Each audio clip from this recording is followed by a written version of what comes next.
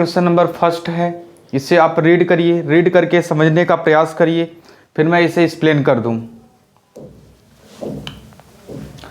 चलिए रीड करिए, मैं भी रीड करता हूं।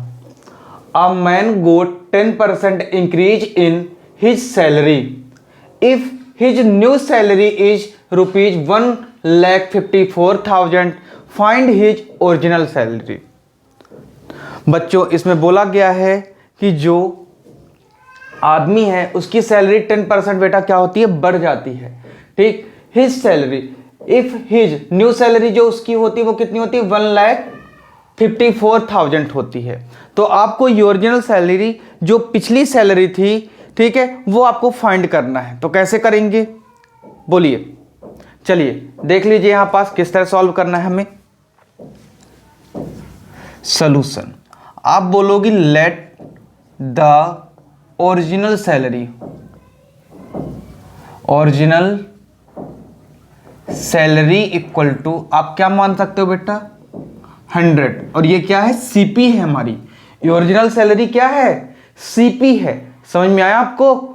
चलिए आगे देखिएगा, न्यू सैलरी,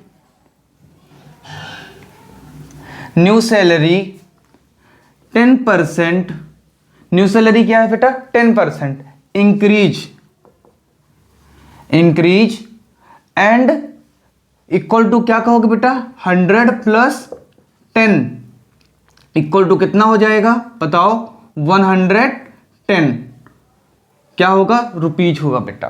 ठीक, अब यहां से आप बताओगे कि न्यू सैलरी कितना हो जाएगा बेटा, ₹110, यही है ना। फिर आप यहां से बोलोगे कि when original salary, when original salary equal to क्या होगा बेटा। तो आप यहां से क्या बता सकते हो, आप बोलोगे बेटा, बोलिए 100/100, बताओ बेटा 10 हो जाएगा।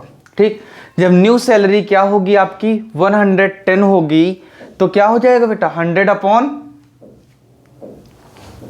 बोलिए ओरिजिनल सैलरी क्या होगी बेटा, 100 ही बस रहेगी। ठीक है, आगे देखिए, new salary, new salary ₹1, when जब ₹1 होगी तब कितनी हो जाएगी बेटा। तो आप बोलोगे कि ओरिजिनल सैलरी जो होगी हमारी सर वो क्या हो जाएगी, बोलिए 110 क्या होगा यहां पास से बेटा, बोलिए 110, 100 अपॉन क्या हो जाएगा, 110 हो जाएगी सैलरी। ठीक है, इधर से यहां पास आपका क्या है, इनटू में उधर जाएगा तो क्या होगा बेटा, डिवाइड में आ जाएगा। ठीक, न्यू सैलरी क्या कहोगे बेटा कि new salary, new salary how much rupees, 1,54,000 when original salary equal to क्या करना पड़ेगा बेटा हमें, तो 100/110 इंटू 1,54,000 से आप क्या करा दोगे, सॉल्व कराओगे। तो जब इसको सॉल्व कराओगे तो देखो यहां से 10 से 10 क्या हो गया, कट गया बेटा। ठीक, 11 1 ठीक, कितना आया बेटा 4, 11 4 44, 20 है, 20 लगा दिया आपने। फिर देखो बेटा इंटू कराओगे तो 1,40,000 क्या होगा आपका बेटा, जो ओल्डर सैलरी थी, मींस ओरिजिनल सैलरी जो थी बेटा वो क्या आ गई आपकी 1,40,000 आ गई। तो आप यहां से बता सकते हो 10 the original salary, original salary equal to कितना आ गया बेटा, ₹1,40,000 होगा।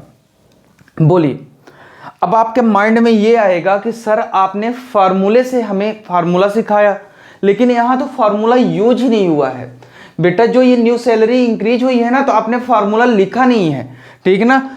वर्डिंग के साथ जब करते हैं तो फार्मूले को हम लिखने की जरूरत नहीं समझते, लेकिन यहाँ पास क्या आप कर सकते हो, आपने लेट किया है, लेट सीपी इक्वल टू आपने बोल दिया 100 है, ठीक।